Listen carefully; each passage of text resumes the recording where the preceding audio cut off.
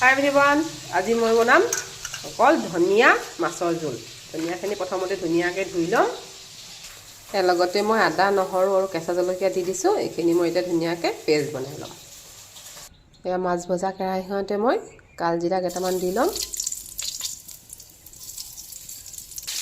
লগতে এটা পিঁয়াজো দি দিছোঁ। পিঁয়াজখিনি ৰঙচুৱা হ'লত মই ধনিয়া পেষ্টখিনি যে বনাই ৰাখিছিলোঁ এইখিনি দি ল'ম।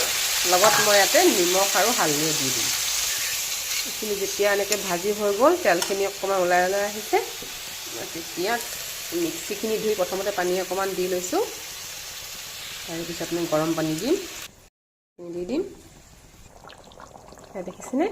5 মিনিটমান কম জুইতে উতলাই দিলোঁ। একেবাৰে ৰেডি ধনিয়া জোল। একেবাৰে ৰেডি ধনিয়া মাছৰ জোল।